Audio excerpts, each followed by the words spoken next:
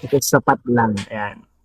So when we say the dogma of the Most Holy Trinity, the Trinity is the central mystery of our faith, by which all the other mysteries comes, no? Or kumbaga flows, no? So ito yung pinakatugatok na misteryo ng ating pananampalataya, na kung saan dito nagmumula ang iba pang mga mysteries.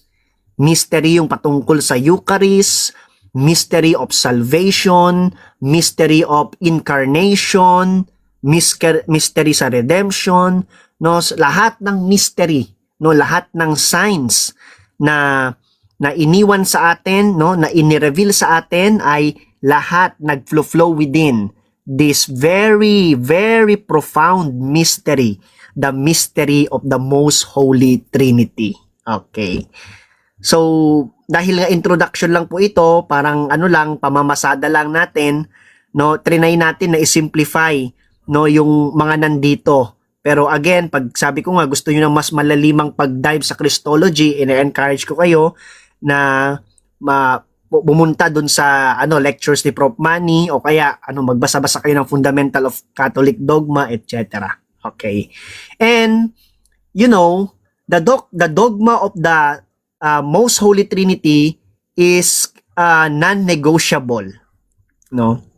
Talagang ito ang talagang pinaka non-negotiable sa lahat ng turo ng Iglesia Katolika, no? Ito yung kumbaga ay talagang maraming iginugol ang Catholic Church, no, para magkaroon tayo ng clarity, no, para magkaroon tayo ng tinatalakay natin ngayon, no? At para at least maunawaan natin yung mga basics nito. And dahil nga sa ito ay mystery, marami pa tayong malalaman ukol dito. Pero I doubt kung talaga bang lahat ng tungkol dito ay malalaman natin.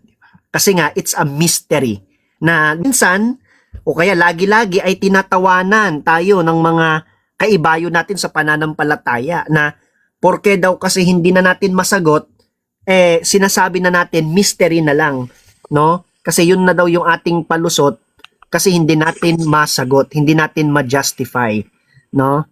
Kaya tinatawag natin na mystery. So mamaya malalaman natin ano ang mystery, no? Bakit natin tinatawag ito na mystery, etc. Binabati ko pala ang ating kaibigan na si Brother Clarified. Okay. Preliminaries, or let's go to the rudiments, no? Maganda yung aklat ni Prof. Manny, the rudiments of logic ata or philosophy, something like that. Nalala ko dito sa salitang rudiments, Prof, no? Rudiments of reasoning yung title. Yeah. So, the importance of the Trinitarian dogma. The mystery of the Most Holy Trinity is the central mystery of Christian faith and life. This is not just a mere teaching. This is not just a mere dogma, but it is already a part of our Christian faith and Christian life, because it is the central mystery of our Christian faith and life. So, nakikita natin ang Trinity not just part of our faith, not just part of our life, but part of our both faith and life. No, this is God Himself. It is the mystery of God in Himself. It is therefore the source of all other mysteries of faith. Since this is the mystery of God in Himself, ito na mismo yung pinaka-misteryo ng Diyos sa Kanyang sarili, ito din ang source ng iba pang mga mysteries of faith. Yan. Magandang gabi, Brother Randy Reyes. No? So, ano pa yung makikita natin dito? No? The light that enlightens them. So, the mystery of the Trinity is the light that enlightens the other mysteries. Meaning to say, it illumines. No? It serves as a guiding light para magkaroon tayo ng kaliwanagan sa lahat ng mga mysteries, dahil lahat ng mysteries, nakasentro silang lahat, nakaturo silang lahat sa Trinity. No, especially, of course, no, sa ating Panginoong Hesukristo. And so, sabi dito, it is the most, kapag sinabi nating most, no, sa degree of comparison, no, it is the most fundamental and essential teaching in the hierarchy of the truths of faith. So, may hierarchy of the truths of faith. Kumbaga, kung meron tayong pyramid, ito yung nasa pinakatuktok ng pyramid, no?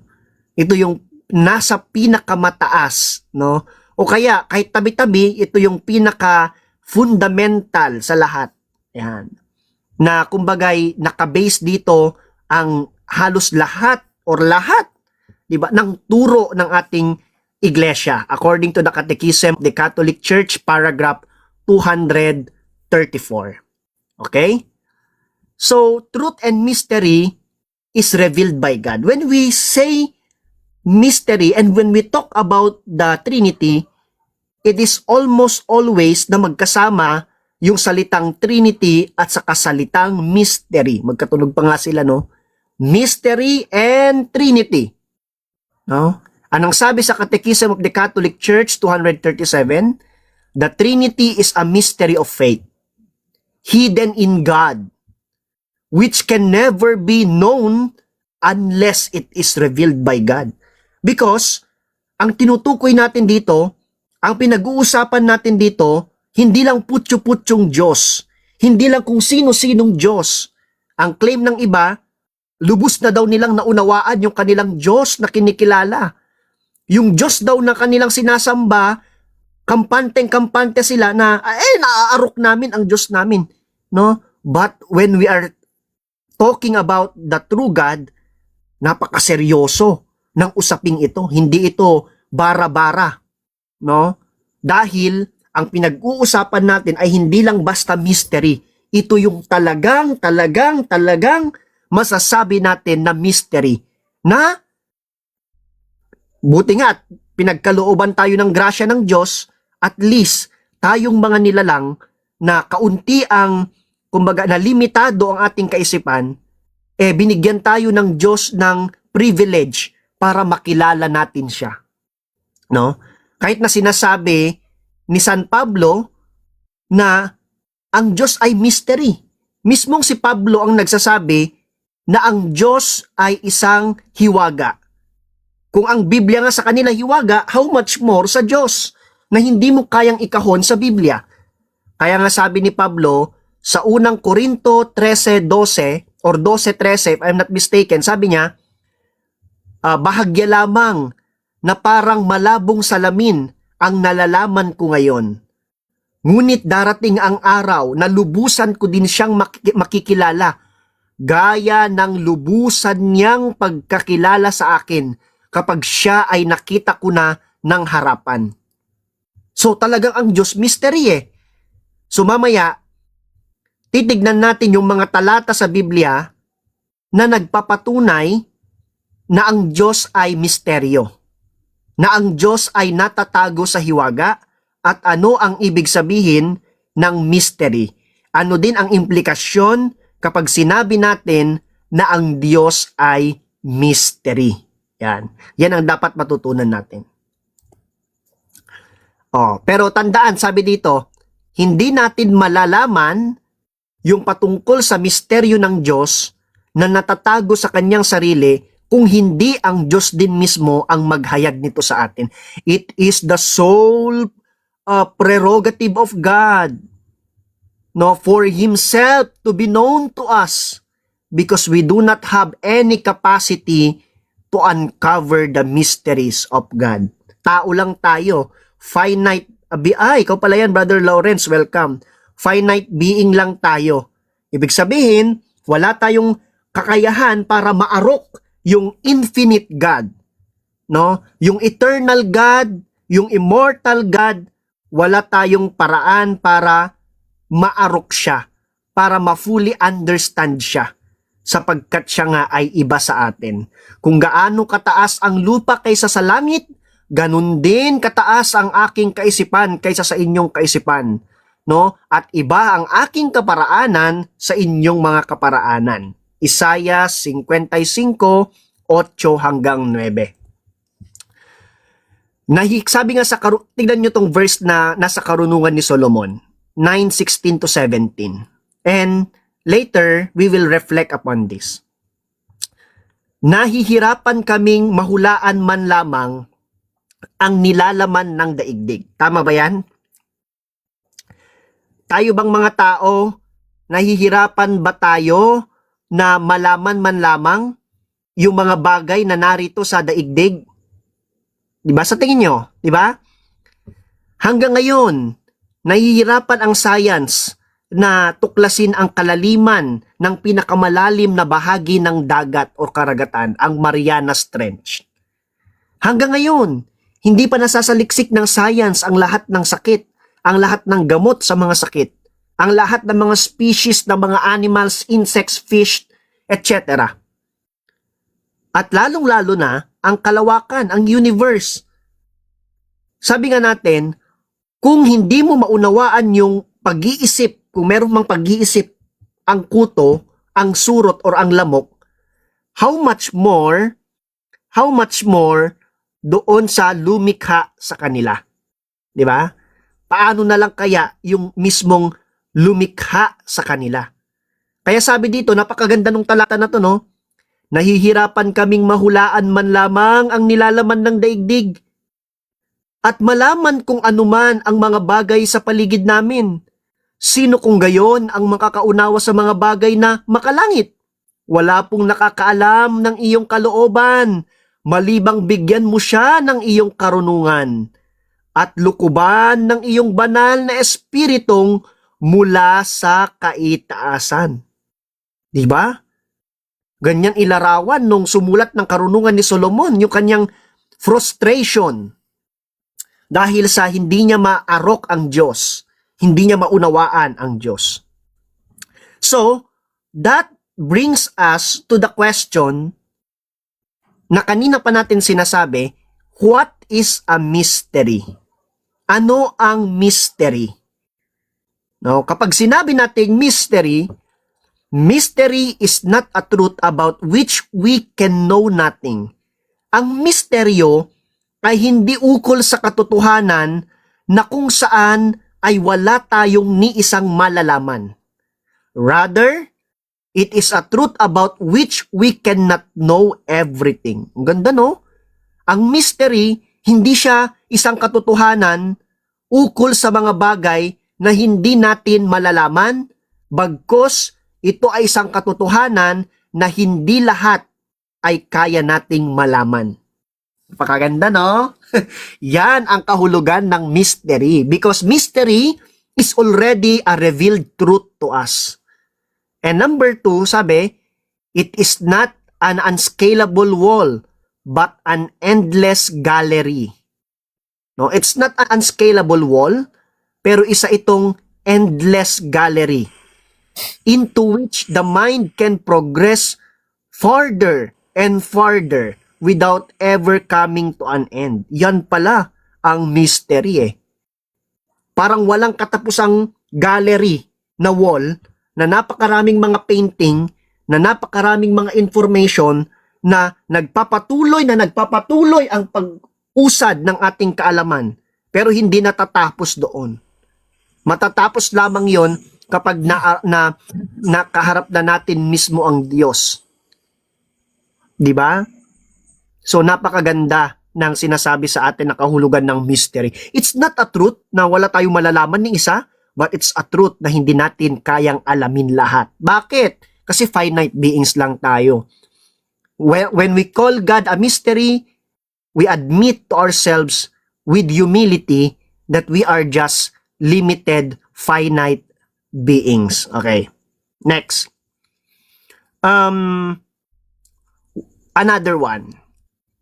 From Father John A. Hardon, Jesuit siya, Modern Catholic Dictionary, Doubleday, 1980, sabi, mystery, a divinely revealed truth whose very possibility cannot be rationally conceived before it is revealed and after revelation.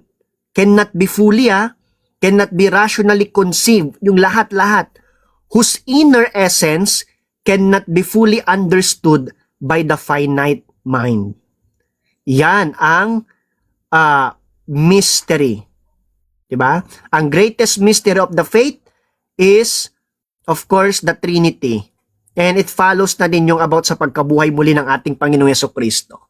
So, a mystery, a divinely revealed truth whose very possibility cannot be rationally conceived before it is revealed and after revelation, whose inner essence cannot be fully understood by the finite mind. That is a mystery.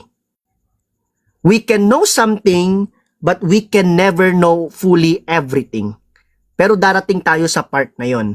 Kaya nga sabi ni Saint Paul, parang malabong salamin yung aking nakikita, no? Na bahagya pa lamang yung aking nalalaman. Pero darating din ako, no, sa pagkaalam ng mga ito. Ayan. What is a mystery again? According to Peter Kreeft, kilala si Dr. Peter Kreeft, sa kanyang Fundamentals of the Faith, page 144, sabi niya, 114, sabi niya, unintelligible because they are impatient with mystery and have an arrogant assumption that what is not intelligible to them at first reading must be in itself unintelligible and unworthy of attention. Yan naman ang ayon kay Dr. Peter Kreeft. Kaya nga, alam nyo, nag-struggle yung mga saints natin yan eh. The greatest thinkers, the greatest philosophers, the greatest theologians and saints na meron tayo, Saint Thomas Aquinas, Saint Augustine, di ba? Si Saint Augustine, hindi niya maunawaan bakit yung bata tawag dito, naghuhukay siya. Di ba? Naghuhukay siya dun sa buhanginan. Tapos tinanong ni Saint Augustine, bakit mo isinasalin yung tubig dyan sa hukay sa buhangin? And sabi nung bata, isinasalin ko pa gusto ko pong ilipat yung tubig sa karagatan dito sa hukay ko sa buhangin. Posibleng mangyari yan, iha or iho, sabi ni Saint Augustine. No, sabi nung anghel, ganyan din yung nais mong mangyari. No, gusto mong maarok ang Diyos gamit ang napakaliit mong kokote, no? Gamit ang napakalimitado mong utak, pero hindi yan mangyayari. And Saint Thomas Aquinas has this habit, Isaac, na kung saan every time na gusto niyang maunawaan ng Diyos, or every time na nahihirapan siya rather, ilalagay niya yung kanyang ulo doon sa may tabernakulo. Help me understand you. Please help me understand. Di ba?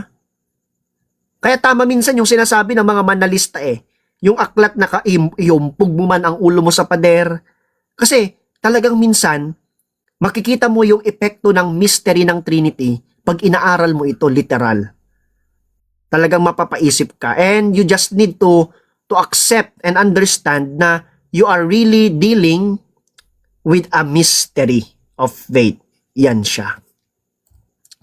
So what is the proper attitude in understanding the Trinity, especially the mystery, at least to have a grasp of it? No? It is God Himself who sets the limits to our study, whatever we do. Kahit gaano pa tayo katalino, kahit anong gawin natin, it is God Himself who sets the limit, no, for our study. Kaya, anong nangyari? The human mind is limited. Kailangan natin ng humility when dealing with the mystery of the Trinity. Humility. So, let's proceed with the revelation of God. The secret things, sabi sa Deuteronomy 29:29, medyo warning po sa mga nakikinig na gustong matapos ito, medyo madugo-dugo po ito. Ayan. The secret things belong to the Lord our God, but the revealed things belong to us and to our children forever, to observe all the words of this law. Merong mga secret things na belong kay God. Mostly the theologia, at merong mga revealed things na nabibilong sa atin. Mostly about our understanding of the economy. Okay, the ekonomiya. Yan. So let's proceed with the most holy Trinity. So meron tayong basic metaphysical terms para at least mas maunawaan natin yung discussion all throughout, no? Pero part 1 pa lang to, hindi pa po to tapos. Kasi napakahabang lecture po nito eh. So, let's proceed with the definition of the doctrine. Ang dami na nating dinaldal, no? Pero nasa definition pa lang tayo. Yan. Share ko lang po to sa ating story muna. Po ninyo. Ayan. Sa mga groups po ninyo. Ayan. Share ko lang. Ayan. So, the doctrine of the Blessed Trinity states that there is one God who is three equal and distinct persons. According to the Catechism for Filipino Catholics 1326, of course, this is based doon din sa, doon din sa Catechism of the Catholic Church and earlier documents such as the documents of the Council of Trent, Council of Chalcedon, Nicaea, etc. So, when we talk about the Blessed Trinity, we talk about the truth that there is only one God. Do you believe me? Yes, of course. Because that is the fundamental teaching of the Church. There is only one God. Hindi tinuturo ng Simbahang Katolika na mayroong tatlong Diyos o kaya ay marami ang Diyos. Nagdudumilat na sa katuruan natin na iisa lamang ang ating Diyos. Kaya minsan, pag meron tayong mga debate, hinahanapan nila tayo, nasaan yon sa inyong CCC. Pero, ngayon, pinapakita natin sa kanila, no, very fresh from the CCC and from the CFC na tinuturo sa atin, there is only one God. No, dapat nilang tanggapin yan. Bakit who? Kasi person is three equal and distinct persons. So saka natin pag-uusapan bakit ang God, pag sinasabi natin yung God lang, person yun, naiisa, but then again, when we talk about the three persons, we also treat them as persons. Why is it sometimes when we talk about God, Yahweh, we who? And when we talk about the specific persons, we also call who. Diba? But then we know that nature is what? And the nature of God is also His, tawag natin dito, is essence, is nature. Yan. Yan. So may tanong sa baba, could you please explain how the Catholic Church understand the relationship of equality and distinction? Later, we will deal with that. The distinction and the relationship within the Trinity. Because these are very important in understanding the Godhead and the distinction between the hypostasis. So there is, sa foundations of the doctrine natin, number 1, God is one. There is only one God. Monotheism tayo. No, hindi tayo polytheist, no? Naniniwala tayo na meron lamang nag-iisang Diyos na tunay. And number 2, in three distinct and equal persons. So, merong iisang Diyos na tunay, three distinct and equal persons siya. So, paanong nangyari yon? Later on, alam nyo naman na yan, di ba? Pero later on, we will expound, no? Kung bakit ang Diyos na iisa ay tatlong persona din, no? Ang Diyos na iisang ito. Next. So, when we say one in the Trinity, we refer to the divine nature. And meron tayong nuance and understanding about this That's why when we talk about nature, when we talk about essence, when we talk about substance, we are basically referring to the same, no, to the same being of God.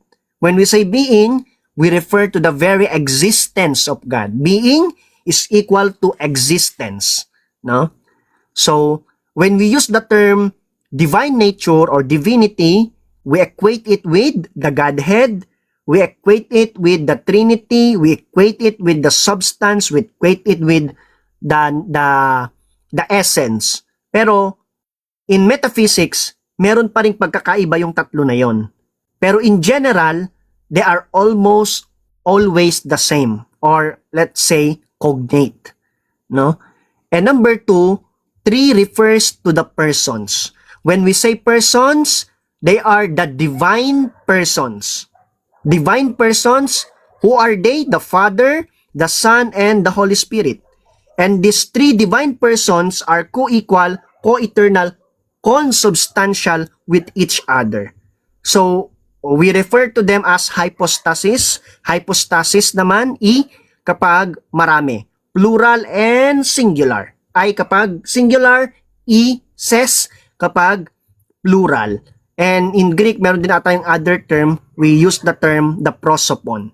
But sa Latin tayo, we have the term persona or persons. Ang kala kasi nung iba, pag sinabi nating persons, ang kahulugan nila dyan, tao daw na may laman at buto. Kaya ang kabaliktaran daw, espiritu. Kaya ang Diyos hindi daw pwedeng maging persona sapagkat ang Diyos daw ay espiritu. Walang laman at buto. Ganun yung unawa nila sa persona. Hindi din daw pwede na ang Diyos ay may nature. Sapagkat ang nature daw ay halaman, bundok, dagat, ganun daw ang nature. Ibon, ganun daw. Hindi din pwede daw na substance. Ano daw ba yan? Droga. Diba? So, mas lalong yung salitang accident, baka hindi nila maunawaan. No, baka sabi nila disgrasya. No? So, ganun eh. Diba? Documented lahat yan. Ayan. Binabati ko si Brother Filingerong Theologian. Si Brother Jordex. Si You Will Die. Si AJ. Akit ka dito, AJ. Yan. So, rudiments pa lang po to. And next foundation, is this a contradiction? Is there a contradiction in the Trinity? Kasi meron isang alagad ni Manalo, sinasabi niya sa atin na, yung inyong Trinity, yan ay illogical because it is against the law of identity, the first law of logic, and the second law of logic, which is the law of non-contradiction. Diba? So, ang Trinity ba is against the law of identity? Hindi. Kasi meron tayong distinction eh. No? The Father is not the Son is not the Father, and the Holy Spirit is not the Son and the Father. So, walang paglabag doon sa law of identity. Because when we say identity, we always tie it to what? To the person. Okay? Not to the nature. But then again, doon naman sa pangalawa, this is, may kontrahan daw sa Trinity. It is against the law of non-contradiction, pero wala. Bakit? Sinasabi nating 3 is 1, di ba? Paanong walang kontrahan kapag sinasabi natin na ang tatlo ay isa, na ang isa ay tatlo? Yan yung hindi maunawaan ng mga detractors ng Trinity. Siyempre, walang kontrahan kasi hindi naman natin sinasabi na the Trinity is 3 gods and 1 God. Nor, sinasabi natin, the Trinity is 1 God in 1 God. Parang gano'n. In 1 person. Parang, in something like that. Parang hindi tayo nagdudwell doon sa contradiction na parang tatlo na hindi tatlo, parang gano'n. No? Or something. Ayan. So, mamaya din pag-uusapan natin yung patungkol sa mga tinatawag natin na mga heresy. Ayan. Kasi importante na kumbaga mabulay-bulay natin no? Yung patungkol dyan sa mga heresies. Yeah, correct. Hindi one person and three persons at the same time and in the same sense. Correct. Para malabag niya ang law of non-contradiction. So basically, walang contradiction doon sa Trinity. Hindi natin sinasabi na ang Diyos ay iisang essence sa tatlong essence, nor hindi natin sinasabi na isang persona sa tatlong persona. Ganon. Magkaibang category. Walang categorical mistake. Kasi magkaiba yung category ng nature at persons. Yeah, tama, Brother Bruno. So let's proceed with the definition of terms. Kaya challenge doon sa mga nagsasabi na merong kontrahan sa Trinity, they should understand first para maganda yung pag-criticize nila, yung pag-critic nila sa Trinity. Ayan. So definition of terms tayo. What is a person? Ang persona ay tumutukoy sa individual na merong malayang kalooban, free will, no? O kaya loob, ano yung term dito ng mga nag-aaral ngayon ng ESP? Malayang loob, parang ganon, at pag-iisip or intellect. At ito ay sumasagot sa tanong na who, sino, at nilalapatan ng pronouns. Yan po ay persona.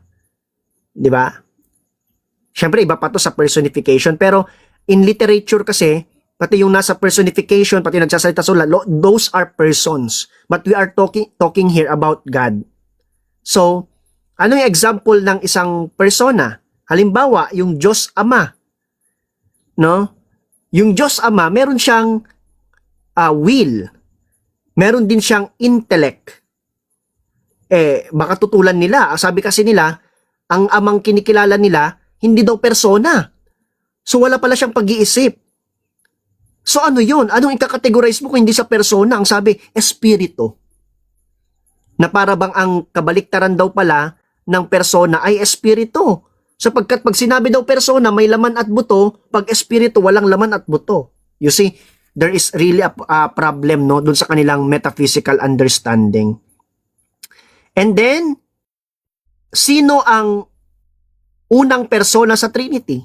Sino ang may likha ng langit at lupa? Applicable doon yung Ama. Ang Ama, ang Diyos Ama. Kasi sinasagot mo yung salitang sino, di persona. Di ba? He created them. Nilalapatan mo din ng pronouns. Di ba?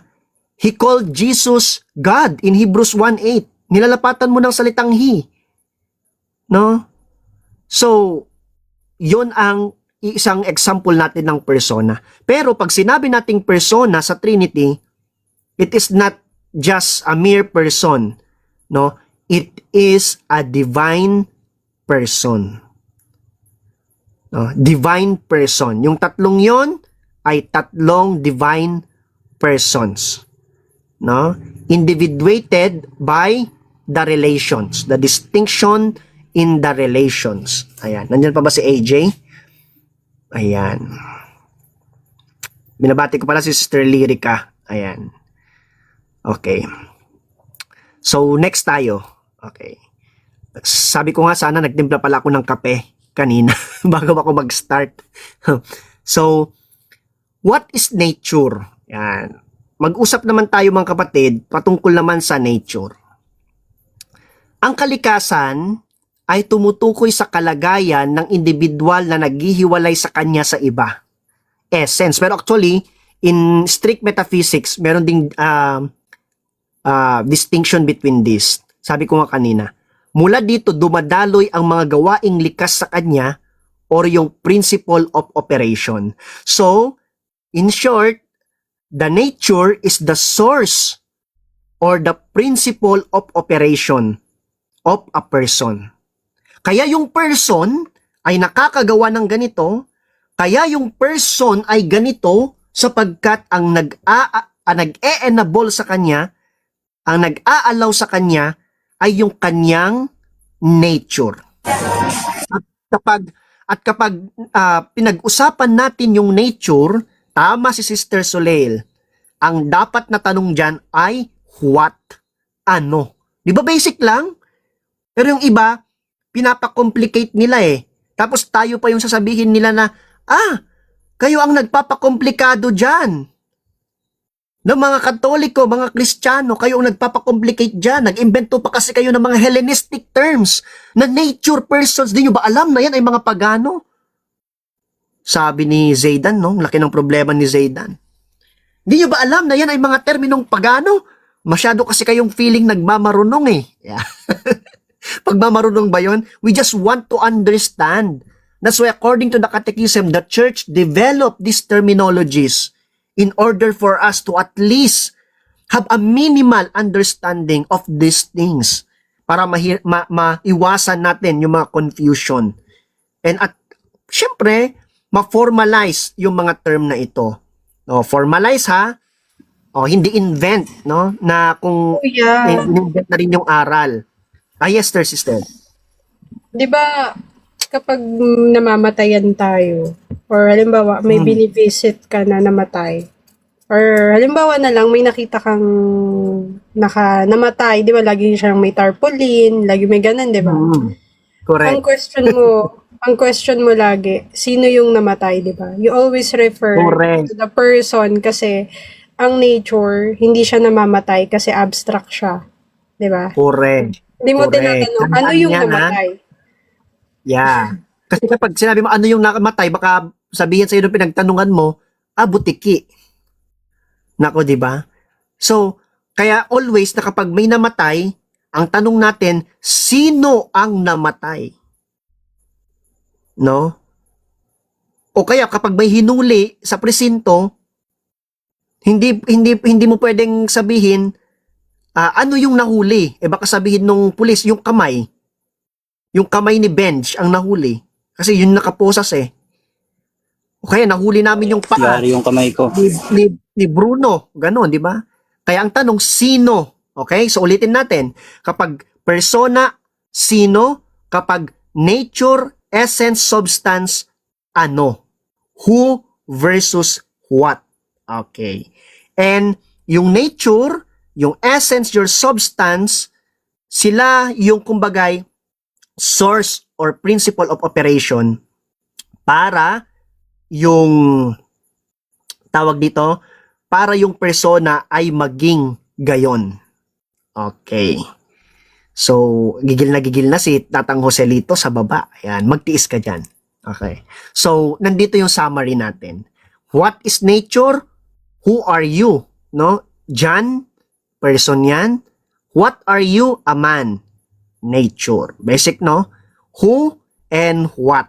Okay. So, simple lang, di ba? Pag-aaralan mo talaga yung Trinity at yung pag-aaral mo talaga, meron ka talagang sadya para matuto ng katotohanan, basic lang sa'yo to. Pero nagtataka ako, sa kanila, nature na nga at person, hindi pa sila makausad. Ang dami pa nilang ganun. Kasi kinukomplikado nila para sila mismo yung mahirapan sa sarili nila. Na imbes na napakalinaw na yung usapan, ganun pa yung kanilang ginagawa.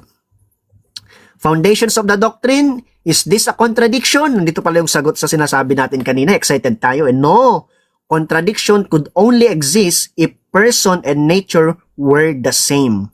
No? In the same sense and at the same time, because a law of non-contradiction states that you could not be the same at the same time at the same sense kapag ikaw ay magkaiba. Okay, so sabi dito ni Peter Criff again, yan, sabi, because God is real, page 42, sabi niya, the doctrine of the Trinity does not say there is one God and three gods, or that God is one person and three persons, or that God has one nature and three natures. Those would indeed be self-contradictory ideas.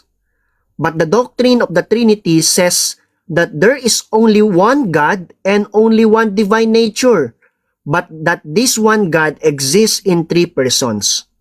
That is a great mystery, but it is not a logical self-contradiction. It doesn't mean na ito ay mystery, ito din ay isang self-contradiction na. No. Malinaw yung definition natin ng mystery sa kanina. It's a divinely revealed truth, but then we have little understanding of it. Hindi natin fully mag-grasp siya. Okay. So let's proceed with the basic theological foundations for the dogma of the Trinity. Nako, nasa ano pa lang tayo, parang introduction, hindi pa kasi tapos to eh. So, monotheism. There is only one God. Hindi tayo polytheism. Kasi Trinitarianism is not tritheism. Hindi tayo naniniwala sa tatlong Diyos. Pero minsan, ipipilit nila na tatlo yung Diyos natin. Yun bang individual na Ama, Diyos ba yun? Yung individual na anak, Diyos ba yun? Yung individual na Espiritu Santo, Diyos ba yun? Ilan na ngayon ang Diyos mo? Talagang lalagyan pa nila ng salitang individual, no? Para lang siguraduhin na maging tatlo yung Diyos natin. Pero tayo, nagpipilit tayo, iisa yung Diyos natin, sila naman nagpipilit na tatlo ang Diyos natin. Sabi nila, ayaw daw nila sa logic ng tao. Ayaw nila sa filosofiya ng tao. Ayaw nila sa lohika natin. No? Sabi sa Biblia, 1 plus 1 equals 1. Di ba yung mag-asawa? And ang salitang ginamit doon eh. And doon sa 1 John chapter 5, 1 plus 1 plus 1 equals 1. Tapos bigla silang kakambyo. Ay, mali yan. Mali yan. Kasi ayon sa lohika ng tao, ayon sa filosofiya ng tao, pag sinabing 1 plus 1 dapat 2. Pag sinabing 1 plus 1 plus 1 dapat 3. Diba? Pero kapag ginagamitan mo sila ng filosofiya, lohika, karunungang pantao, sasabihin nila, hindi namin tinatanggap yan. Ang gusto namin yung karunungan ng Diyos. Pero sabi ng karunungan ng Diyos, 1 plus 1 equals 1, 1 plus 1 plus 1 equals 1, hindi din naman nila tanggap yung karunungan ng Diyos. Gusto nila, karunungan na daw ng tao. Diba? Atras abante sila. No? Na, sabi nga sa Biblia, the Lord hates double standards. Sabi sa Biblia. Hanapin nyo yung verse na yun. Meron talaga yun. Promise. No? Kuya Nomina, mahalaga sister, go. mahalaga yung question na yung three persons ba na yun sa divinity, like is it one in an ontological sense? Kasi 'di ba sa atin one siya in an ontological sense. So parang pag yung pagkakaunawa nila, three pala siya in an ontological sense. Perfect storm sa position natin. Oo. Kaya ang problema kasi hindi nila alam yung salitang ontological sense eh. So kailangan talaga, bago natin turuan itong mga to talaga, dapat himay-himayin natin sila sa foundations. Good evening bro Katolikos. O gaya niyan, si Abiel. No? Kaya dapat si Abiel, nag-attend siya nito eh. Diba? Binabati ko si Brother Vale Wotogay. Tama yung sinabi niya. No? Dapat in-invite natin yung mga kaibigan natin mag-observe. Binabati ko si Father G-Force. Ayan. Ayan. Wala daw sa Biblia. Monotheism versus polytheism. Trinitarianism po ay iba po sa tritheism. Only one God versus many gods. Napakalinaw po ng difference po, no? Joselito. Magkaiba ang Trinitarianism sa tritheism. Ito po yung gusto po ninyo. Ito po yung gusto namin. Yan. Linaw, di ba? Ito po yung gusto po niya. Ito naman po yung gusto natin. Okay. Turo lang ng tao yung sinasabi mo. Tao po kasi ako eh. Kuya Nomina, kung titignan mo maigi, Kuya Nomina, yung Unitarianism, yun pa nga yung pagan teaching eh. Kasi 'di ba? Correct. Panahon nung sa ancient Mesopotamia, ano ba yung old belief nila doon? 'Di ba? Zoroastrianism. Like one God lang talaga siya, wala siyang other person. Si Zarathustra. Paganism yun. Correct. O kaya maging Islam na lang din sila. 'Di ba? Kaya nga unique ang Diyos natin eh. 'Di ba in my debate with Syriac, hindi niya natutulan paanong naging unique ang Diyos ng Christianity. Kasi sa Christianity, doon lang natupad yung sinasabi ng Diyos sa Biblia na ako lamang at wala ng ibang gaya ko. Kasi siya lamang ang Diyos na iisa pero tatlong persona at ang bawat persona co-equal, co-eternal, consubstantial. No, wala nun sa iba na mga Diyos. na kinikilala ng ibang relihiyon. Lahat sila pwede mong itulad, no? Kasi pag ang Diyos mo Unitarian, pag solitary ang Diyos mo, no, at iisa lang yung kanyang persona, pwede mo siyang itulad kahit kanino. Pwede mo nga siyang itulad sa tao na single personhood lang Okay? So that is the difference and what makes our God unique from any other deities. Okay. So, according to the Catechism of the Catholic Church, 253, the Trinity is one. We do not confess three gods, no? But one God in three persons. So, we confess the consubstantial Trinity, the first unity. No? So, the Trinity is one. We do not confess three gods. Sabi nga sa The Voice Bible, Mateo 28:19, go in all nations, ceremonially baptize them in the name of the triune God, the Father, the Son, and the Holy Spirit. Sabi doon, Tay Joselito. The Voice Bible. Matthew chapter 28 verse 19, ceremonially wash them in the name of the triune God, the Father, the Son, and the Holy Spirit. Yan. Sige. So, linaw, no? Now, let's proceed doon sa gustong-gusto ni Tay Joselito at ng mga kaibigan natin sa Bible. Okay. Of course, the Trinity is a very biblical God.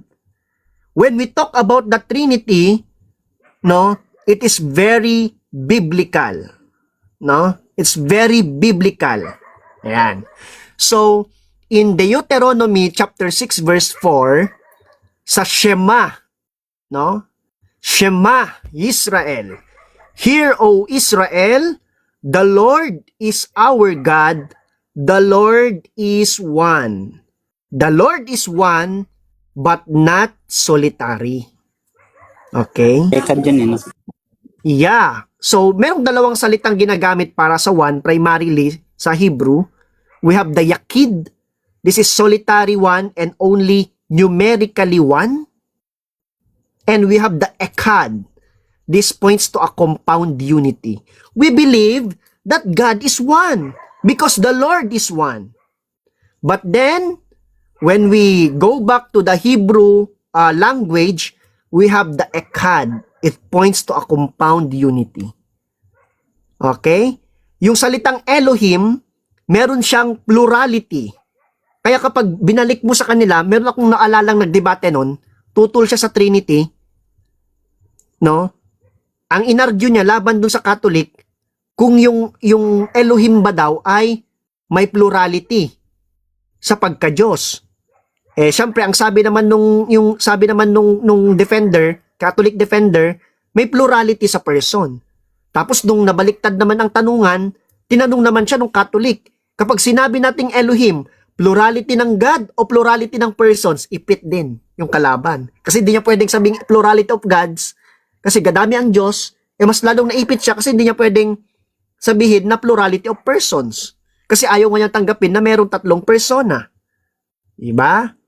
Okay. So, meron tayong Yakid at meron tayong Echad. So, Elohim, meron talaga yung plurality because it refers to the persons of the Trinity.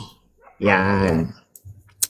One. Kapag sinabi nating one, ang liwanag ay tinawag niyang araw at ang dilim naman ay tinawag na gabi, lumipas ang gabi at sumapit ang umaga, iyon ang unang araw.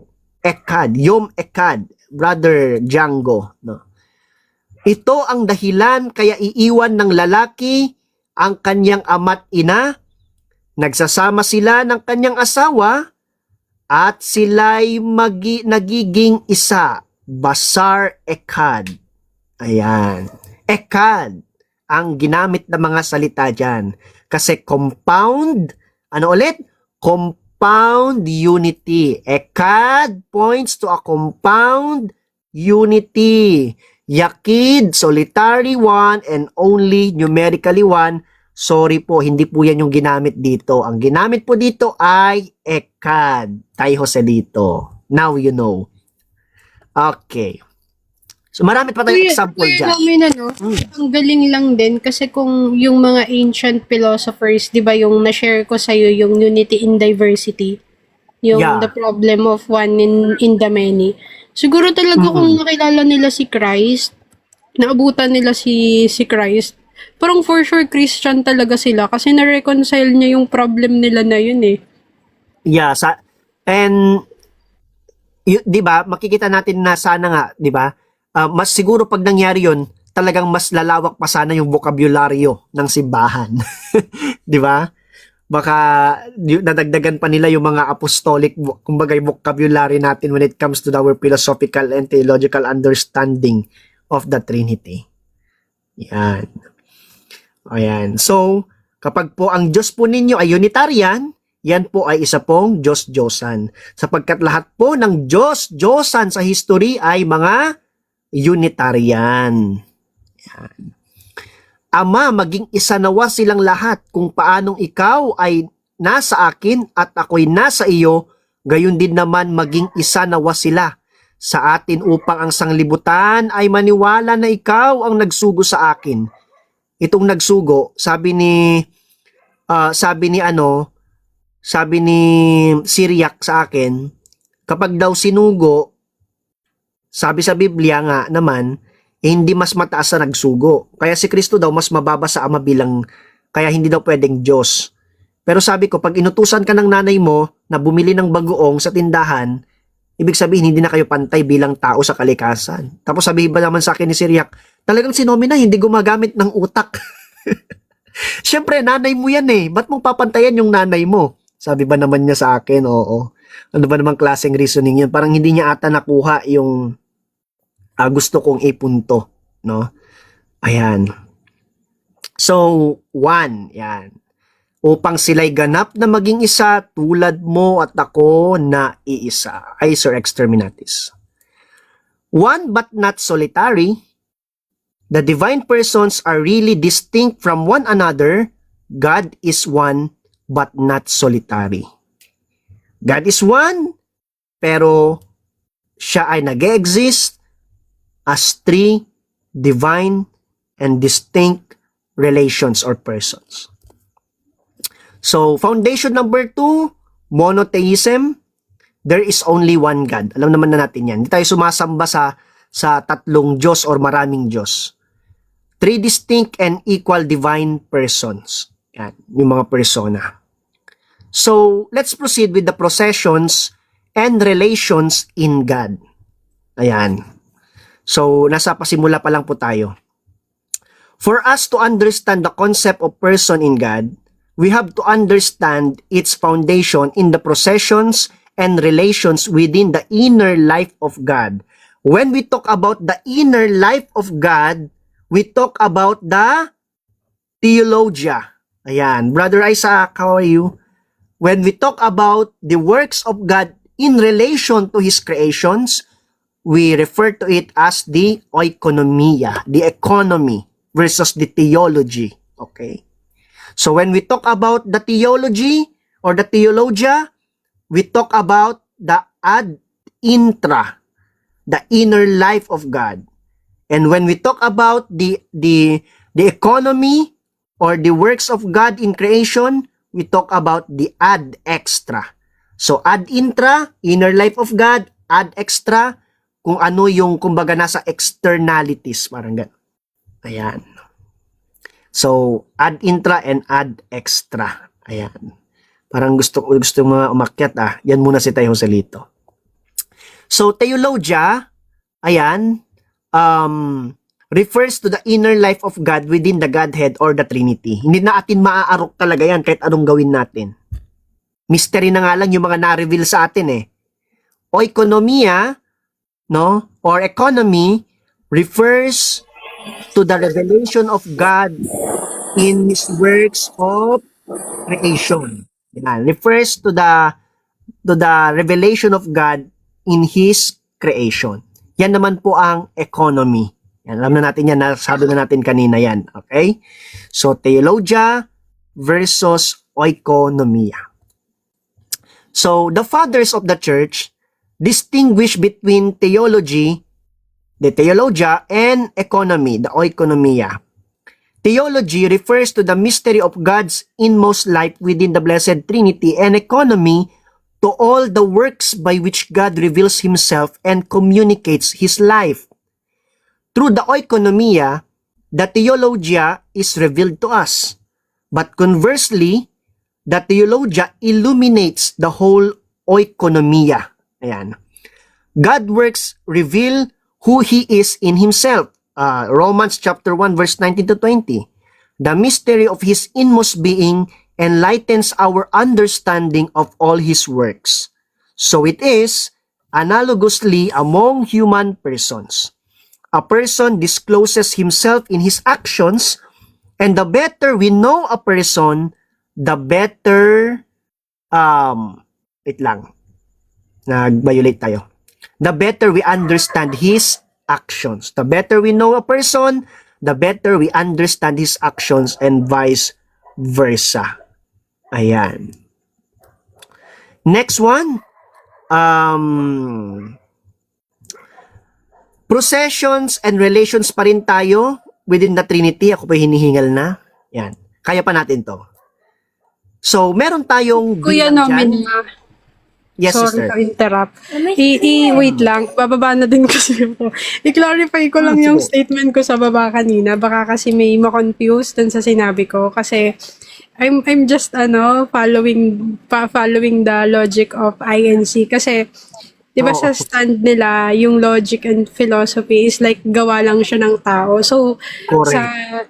sa stand kasi namin mga preso is yung logic, it is the way how God thinks, parang ganon. Yeah. The reflection of God's mind, yung logic. Mm-mm. So, kumbaga, parang kung gawa lang siya ng tao, I would say na, how about the Bible? Gawa lang din naman siya ng tao. So, what's the Yeah. difference? So, ayun kasi yung Pero yung statement ko sa baba. magiging- Baka may ma-confuse. May Ganun yung mag-screenshot. magiging ramification niya pag nagkataon. Pag sinundan talaga natin lang. yung kanilang reasoning. Correct. Thank you, sister, for that. Thank you, kuya. Clarify ko lang. Welcome. Let's continue, no? So, processions and relations pa rin tayo. Don't worry, malapit nang matapos. Hindi pa pala. Yung part 1 pa lang to. So, in the Trinity, we have 1, 2, 3, and 4. When we talk about 1, we only talk about the one divine nature, essence or substance or the Godhead, no? When we talk about 2, we refer to the 2 processions within the Trinity. What are the 2 processions in the Trinity again? Sino nakaka-remember ng 2 processions in the Trinity? Sino? The generation and the inspiration. We have 3 persons. Kilala nyo naman kung sino sila. The Father, the Son, and the Holy Spirit. The Father is the source of the Godhead. The first principle in the Godhead, the source of the divinity in the sense na hindi siya yung nagbigay ng divinity nila, pero siya yung first principle. Siya yung nagko-communicate sa kanilang, unang nagko-communicate sa kanilang lahat. Pero syempre, wala tayong concept doon ng succession kasi we are talking about eternity. And we talk about eternity, and when we talk about eternity, we talk about outside space and time, outside temporality. So, double hypostatic procession. Okay. So, 3 persons and 4 relations. What are the relations? Pero by the way, ma-ask ko, ano ang meron sa Ama na wala sa Anak? At ano ang meron sa Anak na wala sa Ama kung sinasabi natin officially na lahat ng bagay na nasa Ama ay nasa Anak at lahat ng pag-aari ng Anak ay pagmamay-ari ng Ama? Yan. Alam na ni Brother Ran iyan. Okay? Paternity and filiation. The fatherhood and sonship. Okay. That sets them apart. Yan. Well, bakit natin pinapaliwanag ang Trinity? Kahit na hindi natin ito maipaliwanag ayon sa mga aklat natin. Dalawa kasi ang dapat malaman dyan. Yung mga theoreticals, yung mga bagay na nai-reveal sa atin, yung mga concepts, yan yung naipapaliwanag natin. Pero kapag yung sinabi na natin yung in the ontological sense, pag yung mismong Diyos na, yun ang hindi na natin kayang ipaliwanag. Kaya natin ipaliwanag ang mga ukol sa Diyos, pero yung mismong Diyos sa kanyang sarili, yung hindi natin kayang ipaliwanag at mauunawaan. Sapagkat Diyos lamang at kanyang espiritu ang makakaunawa nun.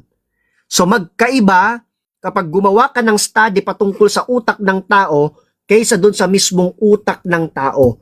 Yes, nauunawaan natin paano mag-function ang utak. Nauunawaan natin ano yung mga bahagi ng utak, no? Ano yon yung mga yung brainstem, yung cerebrum, cerebellum, no, etc. Nauunawaan natin yung mga kung paano mag-function ang utak, paano mag-move ang circulation ng dugo sa utak, no, oxygen, etc. Lahat 'yan, no? Kung paano nakakaapekto ang utak sa ganito, paano naapektuhan ang utak ng ganito, lahat ng concept na 'yan naunawaan natin, pero kapag pinag-usapan na natin yung mismong utak, hindi natin alam kung ano yung iniisip ng utak. Kaya tama si Blackjack. Dalawa ang ramification kapag nag-claim ka na ang Diyos ay nauunawaan mo ng lubusan. Number 1, kapag ikinahon mo ang Diyos mo, at ang Diyos mo ay sinabi mong naarok mo na ng lubusan, nailagay mo na sa kahon kahit na ikaw ay isang limited na mind, either yung Diyos mo ay hindi tunay na Diyos o ikaw ay isa na ring tunay na Diyos. Ganun lang yon. Either yung Diyos mo ay hindi tunay na Diyos or ikaw ay isa na ring Diyos.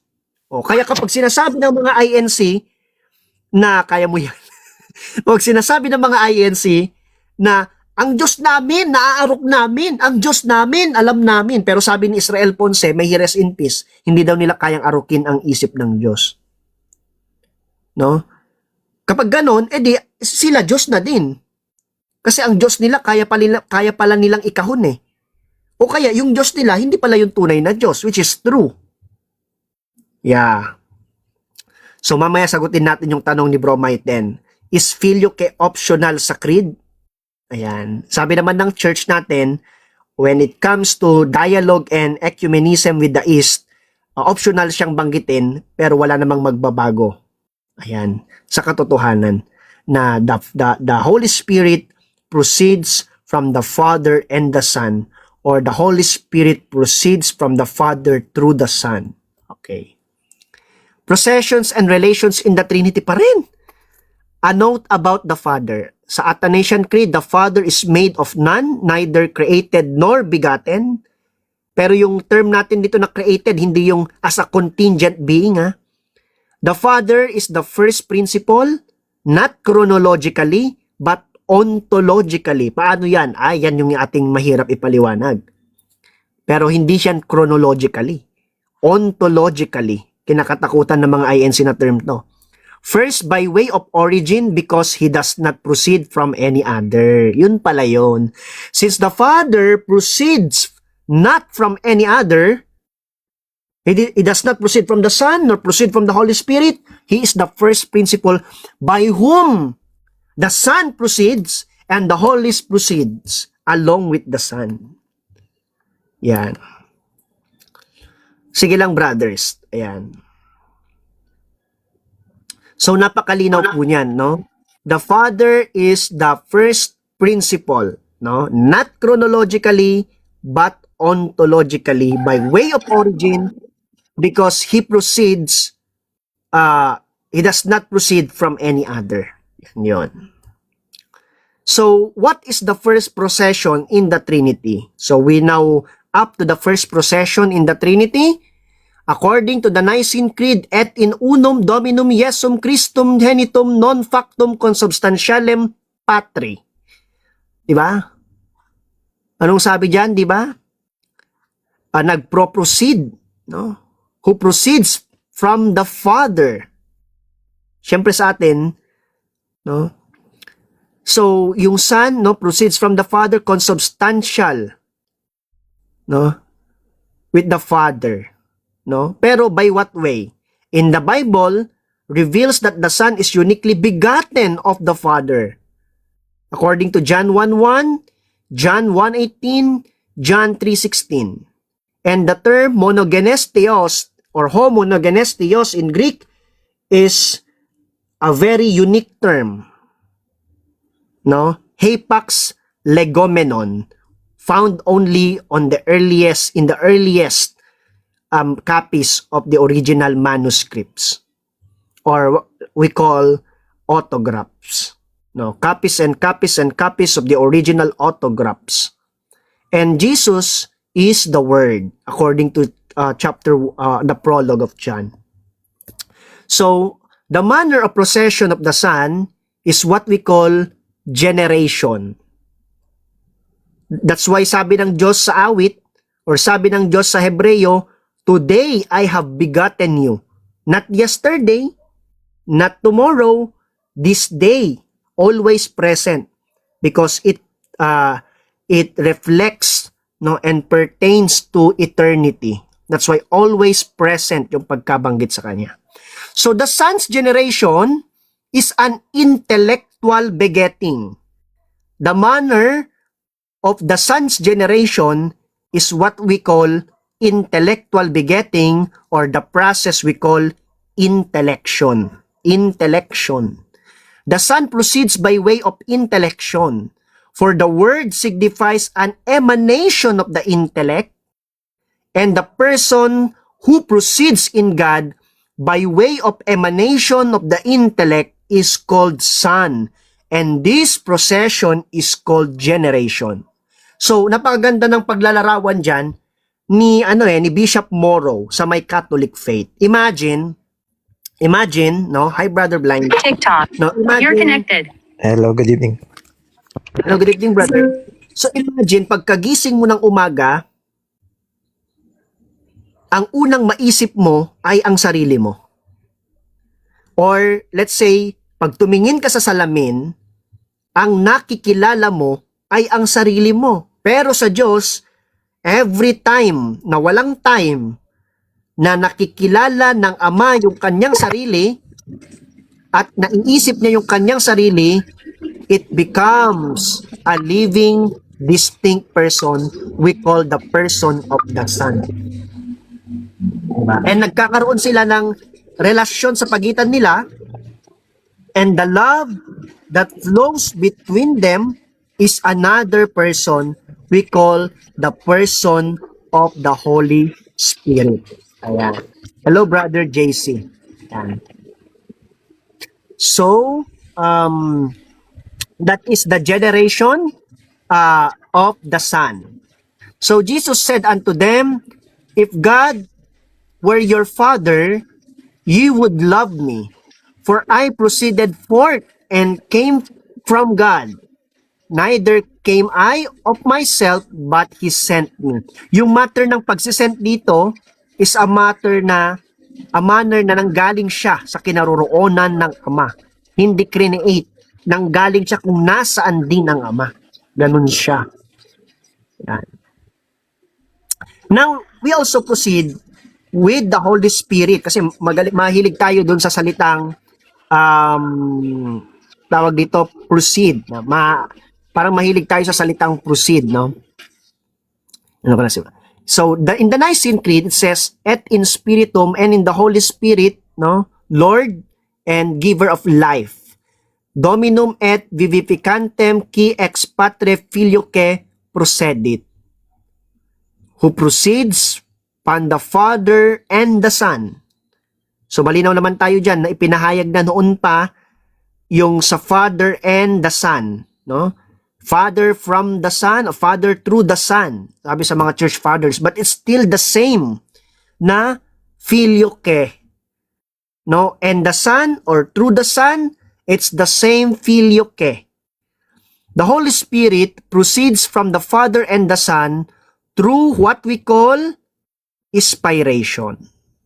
Yan. Shout out sa'yo, Bro Coffee Crumble. So, inspiration comes from the Latin inspirare, which means to breathe. Inspirare. Inspirare. Yeah. to breathe, no? Pneuma, Hininga. hininga. Yan. Sabi, hininga. Yan, pneuma. Kaya nga, kapag inspired by the Holy Spirit, ano yung tawag doon? Sige, ano yung term doon sa 1 Timothy chapter 3 verse 15 doon sa God-breathed? Sige nga, check nyo nga yung sa Greek term na tawag doon. Nakalimutan ko kasi eh. Yan. But when we talk about the Holy Spirit, we say the pneuma.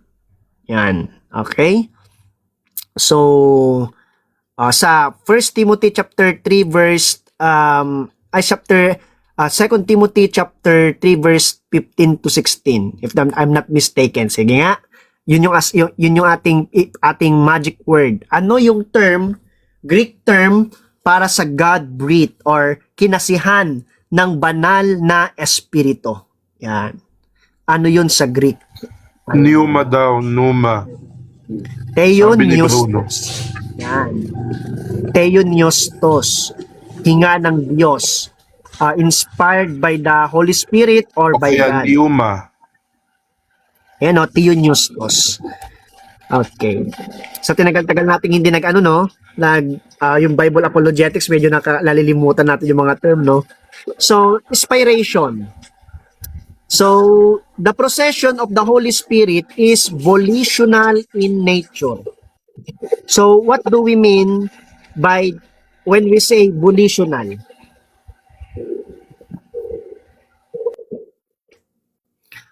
Di ba? It proceeds according to the will, no? The Holy Spirit proceeds from the divine will, inflamed as it were with love.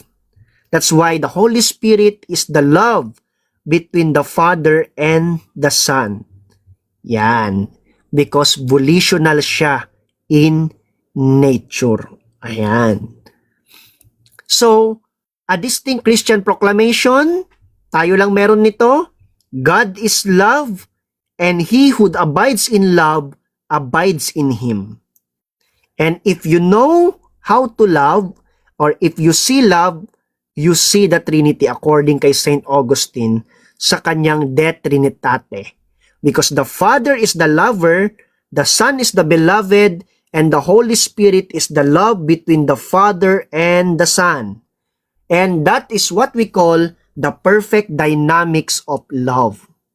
And since love is a relational term, God loves himself and is love, no? Since eternity past.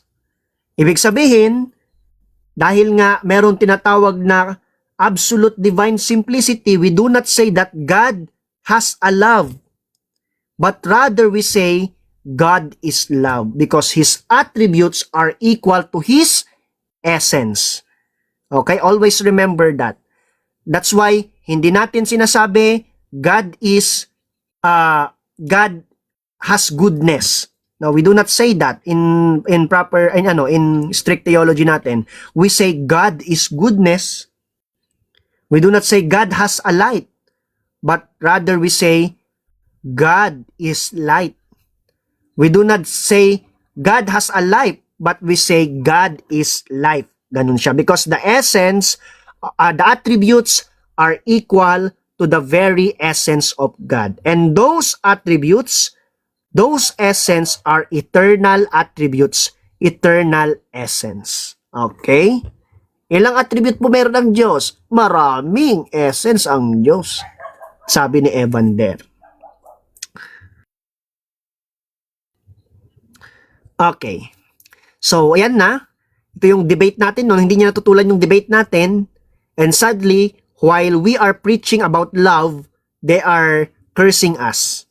They are attacking us with ad hominem dun sa baba. Habang tayo naman nagpapahayag tayo ukol sa pag-ibig ng Diyos, sila naman nagpapahayag ng mga manalista ng bashing nila.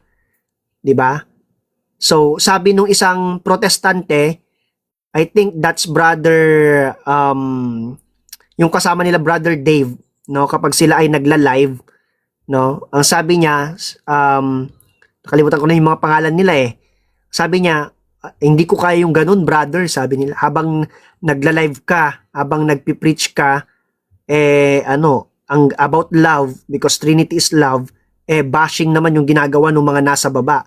And sabi ng mga atheist, panalo ka doon, sabi ng mga atheist. Kasi, hindi niya nasuwag yung nilatag mo, paano mapuprove na mas malakas ka kung hindi mo naman iniharap sa combat to combat yung foot soldiers mo sa foot soldiers ng kalaban, bagkus nilason mo yung mga soldiers ng kalaban. So meaning to say, wala siyang natutulan doon, wala siyang na-negate doon. And sabi nila, mabutit hindi mo sinabayan doon sa kanyang style. Sabi ng mga atheist. Atheist man nagsabi nun, ha? Okay. So, processions in the Trinity, the Holy Spirit is love. The love between the Father and the Son is an act that is so perfect and so infinite that it is a He. So the it becomes a He. The it is a He, subsisting the third person of the Blessed Trinity. Thus subsists the person of the Holy Spirit. Basta dinidiscuss ko ito, sumasakit talaga lalamunan ko. So, according to this book, Clark Pinnock and Robert Brough sa Unbounded Love, loving is what characterizes God. Essentially, God is not a solitary monarch, but a tripersonal mystery of love. Okay? Because God is love. And that ends our first part of our discussion. Introduction pa lang po yan, patungkol po sa Santissima Trinidad. Sorry po kung kayo po ay nabitin, pero I hope na meron po kayong at least natutunan, na idagdag or na-refresh sa mga dati po ninyong nalalaman. Again, this is your brother Nomina Sacra, and thank you po sa pag-attend po ng aking lecture for tonight for the introduction to the Trinity. By the way, yung continuation po nito, doon na po sa live po ng Magistrate yon.